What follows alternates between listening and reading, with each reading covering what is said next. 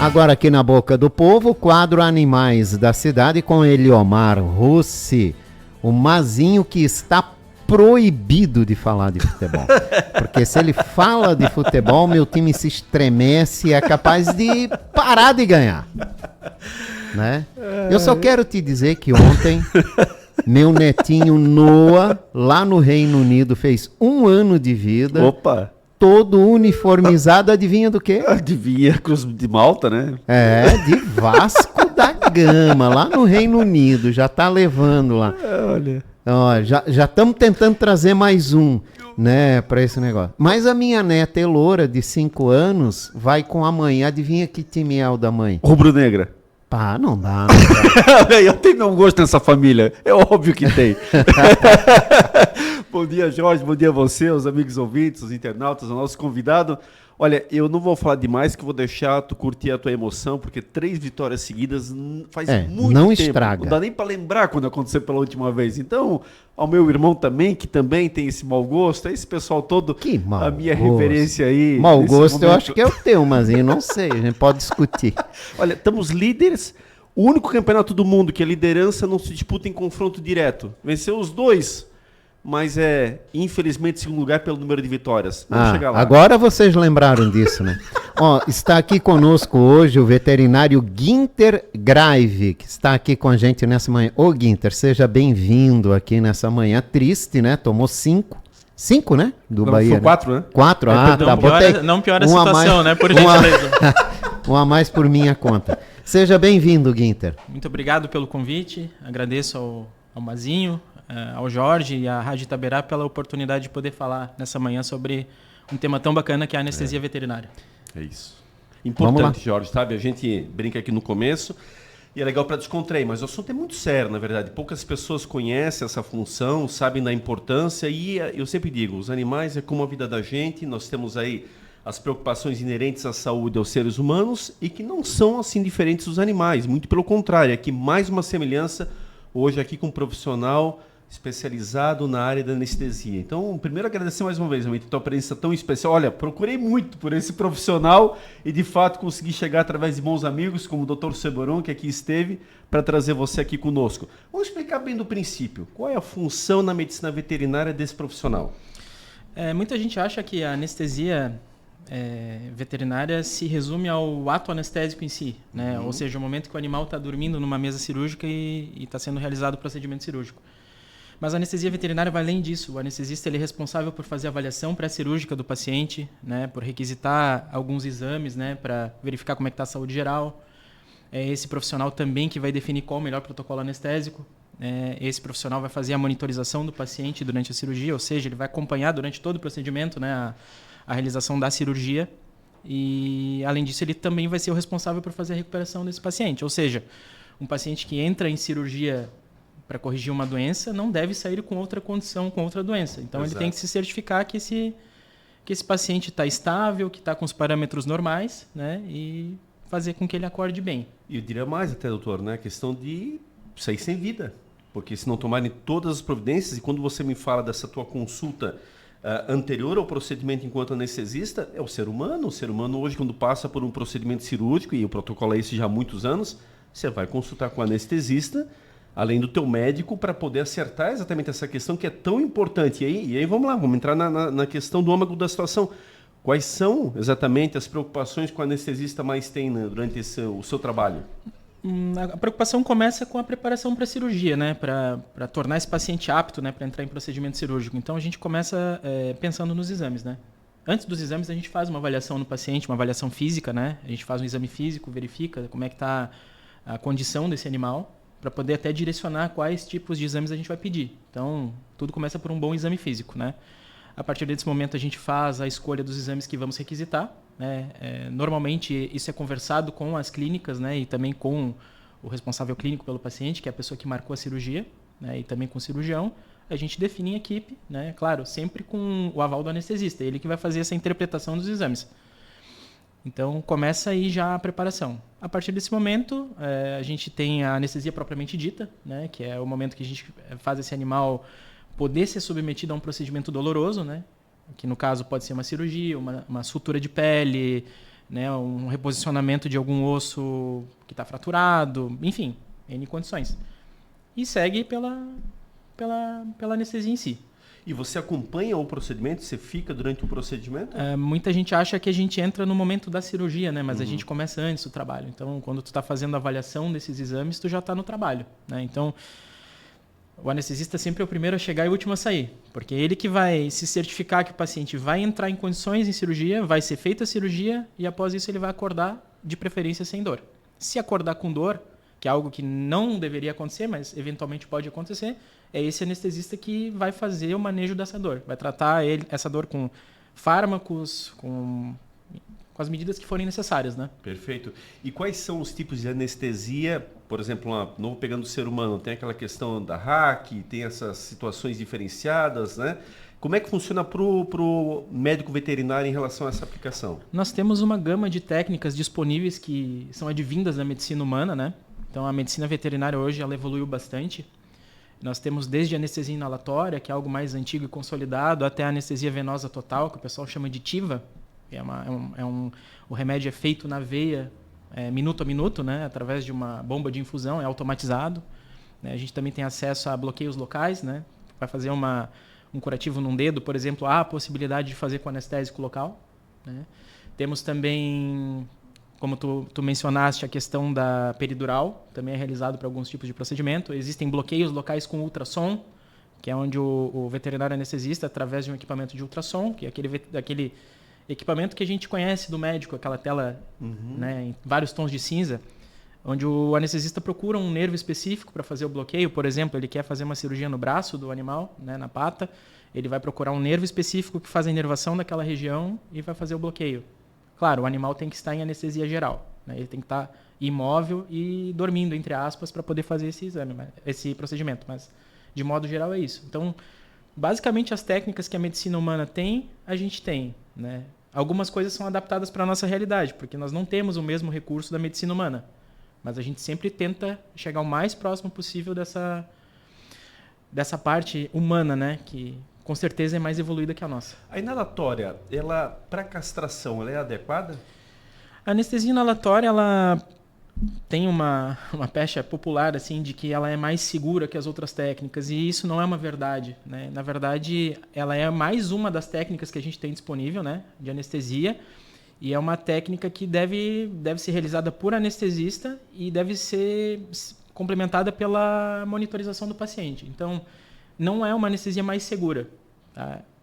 A segurança anestésica só vai existir quando o anestesista estiver presente. Então, pode ser a inalatória, pode ser a venosa, pode ser a local, independe da técnica. Na prática, como é que ela acontece? Na prática, a gente tem um anestésico líquido, né, que é colocado num vaporizador, onde o fluxo de oxigênio passa e como ele é um líquido muito volátil, como se fosse o álcool, né, que se a gente deixar no ambiente ele evapora, esse anestésico é colocado na via respiratória do paciente, que vai estar entubado, de preferência, né, e ela faz a manutenção da anestesia. Como é que a gente usa a inalatória? Né? A gente faz a indução anestésica, ou seja, o ato anestésico propriamente dito com um anestésico injetável na veia. O paciente dorme, é assim na medicina humana também. A partir desse momento que ele dorme, a gente não pode ficar fazendo o anestésico a todo momento na veia para ele permanecer dormindo. A gente tem que ter uma técnica de manutenção anestésica. Nesse caso que tu mencionou, a inalatória. Então, a partir do momento que ele já está entubado, imóvel, a gente abre o anestésico e vai fazer a manutenção daquela anestesia. Perdoe se eu estou falando alguma improbidade aqui, mas seria como se fosse aquela máscara, se usa Birotec, enfim, para pessoas que têm asma. Como eu te falei, existe a possibilidade de fazer anestesia inalatória na máscara, né? Mas para uma cirurgia isso não é adequado. Tá? Sempre que um animal for para cirurgia, o interessante é ele estar com a intubação orotraqueal, tem que estar com o traqueotubo na traqueia, né? Para que, além de receber o anestésico de uma maneira mais controlada, ele também receba oxigênio medicinal a 100%. Isso entra pela boca, o tubo e chega à traqueia. De forma resumida, né? Para o público entender como é que é feito. A gente recebe o paciente, né? Esse paciente normalmente recebe uma medicação pré-anestésica, esse paciente fica tranquilo. Sim, sim. Então é colocado um catéter na veia dele, para a gente conseguir fazer o acesso venoso. Sim. O animal vai para o centro cirúrgico e lá ele recebe o anestésico geral injetável. Perfeito. Ele entra em estado de anestesia. Se nada for feito, ele vai se recuperar desse estado de anestesia. Sim. Porque a anestesia nada mais é que uma intoxicação controlada. Então, para ele não despertar desse momento que a gente fez o início da anestesia, a gente entra com o anestésico inalatório através do traqueotubo. A gente intuba esse paciente para se certificar que ele está recebendo anestésico e também oxigênio medicinal. E a partir desse momento a gente faz a abertura do anestésico inalatório. Perfeito. Né? E aí começa a anestesia propriamente dita. Né? Esse é só o começo, né? Tem toda... Eu lhe digo isso porque, assim, muitas vezes, e aí eu já passei por isso na prática, é vendido essa condição como se fosse a ideal, exatamente nessa situação, e até com preços diferenciados, prática minha, diretamente falando, e você quer o melhor para o teu animal, você acaba optando, já é um pouquinho diferente do que você está falando na questão da segurança, na questão da própria questão da aplicabilidade, porque enquanto nome me parece realmente alguma coisa que vai ser menos sofrível, inalatória, você não vai ter ali a questão da aplicação diretamente em forma de injeção, enfim, não é bem assim, quer dizer, o processo em si, ele vai um pouco além disso. Você até consegue fazer o início da anestesia inalatória com a máscara, que nem tu mencionou, só que tu necessita de uma quantidade tão absurda de anestésico local para esse paciente dormir e entrar em plano anestésico, que é o que a gente chama daquele momento onde o animal pode ser operado, que vem todos os efeitos que a gente não quer da anestesia, eles aparecem nesse momento. Por exemplo, a hipotensão arterial, né, que é a queda da pressão. Esse animal pode entrar num estado que a gente chama de apneia, que é onde ele para de respirar. Olha só. Né? Ele pode ter bradicardia, ele pode ter uma série de complicações imprevisíveis, porque primeiro que tu não tem o oxigênio 100% num tubo, tu não está fornecendo oxigênio para ele. Se ele para de respirar, isso é um grande problema. Pode levar o animal a óbito. Imagina, sem dúvida. Então... Partindo desse pressuposto, porque a castração é a modalidade cirúrgica mais aplicada. A gente pode falar bastante aqui. Disparado, qual que seria, na tua experiência, no teu conhecimento, a mais indicada? A gente falou inicialmente que existem diversas técnicas, né? A inalatória é uma delas. E também falamos da venosa, do anestésico local. Na minha opinião, né? Uma opinião técnica, sim. O melhor protocolo anestésico é aquele onde tem a associação de várias técnicas. Porque você consegue utilizar menos doses de diversas vias. Por exemplo, eu posso fazer o início da anestesia injetável, faço a manutenção com a inalatória, ou eu posso fazer a manutenção, que é manter a anestesia com injetável através de uma bomba de infusão, né? Durante o procedimento ali. O animal vai permanecer dormindo. E também a gente precisa esclarecer para a audiência que o animal estar dormindo não necessariamente significa que ele não está sentindo dor. E aí entra mais a técnica anestésica que eu vou te falar, que é o anestésico local. Preferencialmente a gente também, além do animal estar dormindo, a gente faz o bloqueio local com anestésico local. Temos também analgésicos injetáveis, que devem ser realizados nas cirurgias, não é só ligar o anestésico inalatório ou venoso. Então a gente chama isso de anestesia multimodal, quando a gente atua por várias frentes para garantir que o animal permaneça dormindo, com relaxamento muscular, livre de dor, e que ele tenha amnésia, que são os pilares da anestesia. Vamos pegar assim para as pessoas poderem entender direitinho, a tua explicação está sendo excelente, mas só para a gente esmiuçar ainda mais. É comum os mutirões de castração. E aí as pessoas vêm, evidentemente, com aquela vontade de poder castrar o seu animalzinho, é um preço mais acessível, você tem ali uma taxa social muitas vezes, mas são equipes que vêm de fora, é uma carreta, é um ônibus, é não sei o quê, eu não estou direcionando para ninguém aqui, mas um fato corriqueiro. Qual é a anestesia que as pessoas geralmente utilizam ali? Você tem conhecimento sobre isso? E mais, como é que a pessoa que é leiga ela pode acompanhar? Como é que ela consegue destrinchar se está acontecendo algo correto ou não? De modo geral, nesses mutirões são realizadas anestesias em massa, né? Então, é a anestesia dissociativa que a gente chama, é uma anestesia geralmente no músculo. Não tem nenhuma administração de analgésico na veia, normalmente, né? Sim. Eu não posso saber como é feito em Blumenau, porque eu não participo, geral. Mas de modo geral é algo que vai priorizar vai embaratecer o procedimento, né? Que vai tornar possível fazer vários animais num dia só. Tá. Então, de modo geral, para castrar um macho, esse protocolo até pode ser adequado. Porque o macho, o testículo é externo, não tem tanto estímulo doloroso como a fêmea, não tem abertura de cavidade abdominal, né? Então, pode ser feito anestésico local no testículo, tá tudo certo. Agora, quando a gente está falando de castração de fêmeas, na minha opinião técnica, geralmente são protocolos insuficientes. Né? Olha só. O animal tende a ter um estímulo doloroso durante a cirurgia, a recuperação tende a ser mais dolorosa. E a gente sabe que o animal que sente dor durante a cirurgia, ele tem uma recuperação prolongada. Né? Tanto a nível de comportamento, até retomar sua vida normal, até mesmo a questão da cicatrização cirúrgica, né? Mas, doutor, as pessoas devem estar se perguntando como é que o animal sente dor e não acorda? A gente, quando fala de anestesia, a gente fala... O público lembra de anestésicos, né? De fármacos, né? Então, a gente tem fármacos que atuam em diversas frentes do nosso sistema nervoso central. Quando a gente fala da anestesia dissociativa, que é o que geralmente é feito nesses multirões, a gente está falando de um fármaco que faz um desligamento do córtex cerebral. O córtex é que é responsável pela questão da dor, por perceber a dor. Uhum. Então, quando tu atua só nessa frente, por isso que eu falei da importância de ser multimodal, multifrentes, né? Tu tá atuando em um mecanismo apenas, que é o animal não perceber a dor, mas tu não tá se certificando que ele não vá ter a dor, né? Então, às vezes o animal acorda vocalizando, gritando. Caraca. Provavelmente foi insuficiente o protocolo anestésico, porque deveria ter sido feito analgésico sistêmico na veia, bloqueios locais, né? Então a gente deveria ter abordado por várias frentes a anestesia desse animal, não só pelo desligar. Eu confesso que assim, eu sou reticente com essa prática, porque assim, me assusta muito sempre o pós-operatório. Essas carretas, ônibus, enfim, vão embora ao final do procedimento, fazem o dia todo de cirurgia, e na segunda-feira, se tiver um problema, na terça, na quinta, enfim, você tem um prazo de recuperação ali. E aí, como é que fica, né?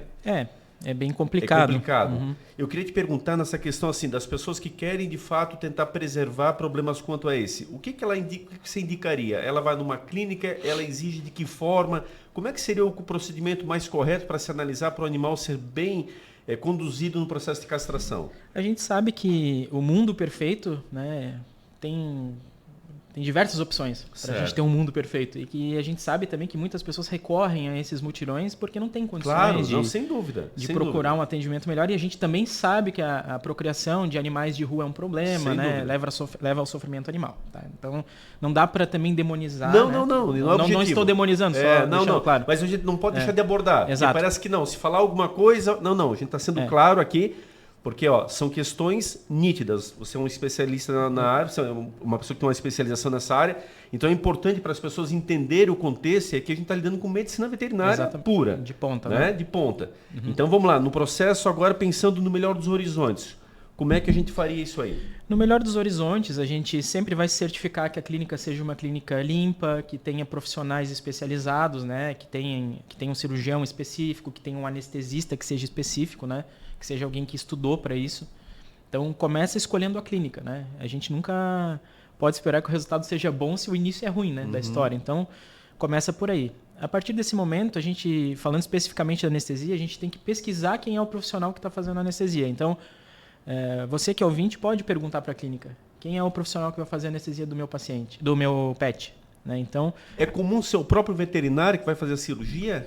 Isso é recomendado? Em alguns locais ainda existe essa prática, né, de ser a mesma pessoa que faz a cirurgia faz a anestesia, mas isso legalmente pode não ser incorreto, porque não tem algo que obrigue que tenha uma anestesia. Tem uma regulamentação nesse sentido. Mas moralmente eu acho que é inadequado, tá? Então existem esses lugares. Cada um na sua área. E eu acho que esses lugares eles devem ser evitados, né? Até porque a gente trata os nossos pets como filhos, né? Muita gente trata como filhos. Então tem que começar a tratar o veterinário como médico. E quando a gente vai no médico, a gente quer o melhor pra gente, pra nossa avó, para o nosso pai, para o nosso filho. Então, para nós mesmos? Pensando nesse sentido, tem que ter uma equipe multidisciplinar. Tem que ter o cirurgião, tem que ter o anestesista, tem que ter uma internação limpa, decente, né? E as pessoas podem perguntar quem que é o anestesista. A partir do momento da escolha do anestesista, esse profissional deve requisitar exames pré-operatórios. Então tem uma série de exames, exame de sangue, exame cardiológico, raio-x, ultrassom, tudo a depender do caso clínico. Tanto é que a tua função diariamente, você só faz isso? Eu faço só isso, eu sou especialista em anestesia. É isso, ou seja, ó a diferença, acho que isso é importante deixar claro, porque vamos lá, quem está lá na ponta atendendo, o médico veterinário da clínica, do hospital veterinário, enfim, ele atende várias intercorrências durante o dia. Exatamente. Várias. Você só faz isso? Eu só faço isso. Pronto, ou seja, não é algo esporádico? Não. É isso. Essa é a função do especializado, né? É essa, é fazer exatamente aquilo que a pessoa estudou e se preparou para fazer, né? A gente deve ter um conhecimento sólido, né? A gente não pode ter um oceano de conhecimento com palmo de profundidade. Isso é inadequado. Quem paga é o paciente. Então a gente tem sempre que priorizar locais que chamam veterinários anestesistas que são especializados em anestesia. Essa reflexão é muito importante, pessoal, presta bem atenção. Então, assim, você acaba prestando serviço para clínicas, para hospitais, enfim, você tem exatamente. Sim, esse é o teu dia a dia. A clínica entra em contato, passa o caso e nos chama para fazer a anestesia, propriamente dito. Então, e aí a gente volta no início da conversa, que não é só o ato de colocar o animal para dormir numa mesa cirúrgica. A gente faz a requisição dos exames, avaliação desses exames, né? A gente escolhe um protocolo anestésico adequado e depois a cirurgia propriamente dita é feita. Então a resposta final seria basicamente o médico anestesista, ele vai acabar escolhendo o protocolo adequado, não é um protocolo que você possa sugerir, digamos assim. Não, quem escolhe é o anestesista com base nos exames, na condição física do paciente, na doença que ele vai corrigir, no procedimento que ele vai fazer e também tem que considerar se esse animal vai ficar internado, onde ele vai ficar internado. Então, é uma série de fatores. É complexo. Como é importante isso? Eu posso... Olha, desculpa te interromper, não, mas aproveitando o gancho, a gente pode dizer que a anestesia é como se fosse pilotar um avião. Né? O piloto não entra num avião, ele liga o avião e sai voando e aí ele desce no destino. Não, ele tem que se certificar que o avião não tem problema, ele tem que ter um plano de voo, ele tem que voar na altitude que o comando mandar. Ele não pode passar no meio de uma nuvem. Então, tem toda uma série de coisas a se fazer para o avião poder descer em segurança e todo mundo chegar bem. Anestesia é a mesma coisa. Quando você faz uma anestesia com alguém que não é especializado, sem exames, sem ter começado da maneira correta, vai dar problema. É como se a gente pegasse um avião, o motorista lá do carro ligasse o avião, saísse, vai cair o avião. Sim. Não, importantíssimo. Por isso que é legal, pessoal, a gente disseminar um pouquinho algumas situações. Veja, quando é que você ouviu falar de uma entrevista com anestesista veterinário? Está aqui. Então, olha a situação que isso abrange, olha exatamente a responsabilidade que você tem diariamente, né? Com N situações. E para cada caso, literalmente, é um caso onde você tem que analisar, estudar e verificar melhor saída. Exatamente. Né? Tu mencionou um ponto bem importante. Cada caso é um caso. Não há receita de bolo. A gente não tem como determinar, vou fazer este protocolo em todos os pacientes do dia. Não tem. Tem que avaliar quais são as alterações que ele tem, os exames, isso é muito particular de cada paciente e a conduta deve ser individualizada para cada paciente. E tem questões, por exemplo, tal qual o ser humano, às vezes, e aí falo isso com todo respeito, mas assim, os animais eles ficam idosos também, e bastante idosos, inclusive. Tem procedimento que você verifica que, olha, não vai ser possível fazer, aqui o risco é muito alto pela idade avançada desse animal. Como é que funciona isso na prática? Nós podemos fazer uma analogia, né? E eu convido aos ouvintes a fazer a reflexão. Tá? Muitas vezes, alguns profissionais falam, né? O teu cachorro não pode ser anestesiado porque ele é muito idoso, né? Ele vai morrer. E a reflexão que eu convido vocês ouvintes a fazerem, e nós aqui da mesa, é: quando a avó quebra o fêmur, como é que se faz? Ela vai ter que ser operada. Então, o anestesista vai ter que ter um cuidado muitas vezes maior. Ela vai ter que ser anestesiada. Não tem o que fazer, porque tem que corrigir o fêmur dela. E eu estou extrapolando para a medicina humana para que as pessoas entendam. A idade não é um impeditivo para a realização do procedimento cirúrgico. A idade, ela nos faz acender uma luz. Muitas vezes não é nem amarela, é vermelha na cabeça. Este paciente tem uma idade avançada e a anestesia deve ser feita de uma maneira mais prudente. E a gente, como eu te falei, tem várias técnicas advindas da medicina humana, a gente consegue, né, fazer uma anestesia mais balanceada nesse paciente. Cara, de acordo com as alterações. Muito boa, porque a tendência é desistir por essa situação, ainda mais sendo um animal. Enfim, não, ele já está idoso, ele vai ficar mais no cantinho dele, e a pessoa quer fazer a situação, mas a orientação ela vem de forma incorreta. Exatamente. Então, talvez está faltando ali o profissional anestesista naquela clínica, naquele hospital, que dê a salvaguarda que não existe. A gente sempre tem que deixar o tutor ciente de que há riscos, né? Sim, qualquer procedimento, para qualquer idade, desde uma sutura de pele até uma remoção de pulmão, vamos extrapolar para um procedimento mais complexo, né? Tudo tem risco, mas num paciente idoso, obviamente, o risco é maior. E a gente tem sempre que trabalhar informando o tutor do paciente que o risco é maior. Perfeito. Não tem como garantir um resultado. Perfeito. O nosso tempo já está indo, infelizmente, mas assim, acho que foi de grande valia a conversa. Eu quero agradecer muito a tua presença, a disponibilidade de vir falar com a gente. E você quer deixar algum contato, enfim, fica à vontade quanto à tua despedida. Bom, meu nome é Guinter Graive, eu sou anestesista veterinário aqui em Blumenau, né? E sou formado e tenho residência pela Universidade Federal do Rio Grande do Sul. E sempre que um animal for fazer cirurgia, em clínicas que aceitem, né, esse anestesista externo, eu estou disponível. Procura pelo meu nome nas redes sociais, estou presente lá também, então Maravilha. fica aí a disponibilidade. Obrigado mais uma Gostaria vez. de agradecer ao Mazinho pela oportunidade, ao Jorge e à Rádio Itaberá também por fornecer esse tempo valioso aí para a gente poder conversar sobre algo que é extremamente interessante. Maravilha. Olha, Jorge, sinceramente, e com todo respeito, foi sempre, a gente cuida muito, cada entrevista que a gente faz aqui, a gente traz profissionais de gabarito, e assim tem sido, né? Mas é muito difícil entrevistar um anestesista, é muito raro isso. Olha, as informações que foram ditas aqui hoje, que o nosso ouvinte possa aproveitar da melhor forma possível, porque até eu que estou há tantos anos nesse meio, me surpreendi com algumas questões, porque isso é o esclarecimento, é literalmente a ciência pela ciência, a medicina pela medicina, e é isso que cada vez mais a gente tem que ter. Porque quantas vezes a gente quer fazer o melhor e infelizmente é mal conduzido por alguém que infelizmente é profissional, mas não deveria estar passando essa condução se ele não tem a certeza. E aí a gente passa uma situação que não deveria, e é o animal que vai sofrer no final das contas. Então, enfim, vale a pena até reprisar pelo YouTube aí da Itaberá e o pessoal poder ouvir com bastante atenção, porque tudo que ele disse é muito válido. Um abraço muito especial a você, a todos os nossos ouvintes, e até o próximo quadro. Os internautas também não conseguiram interagir, eu vi que estão várias mensagens, mas fica aí registrado também um agradecimento a cada um. Um abraço a todos, Jorge. Um abraço, Mazinho, um abraço, Guinter. Prazer tê-lo aqui com a gente também.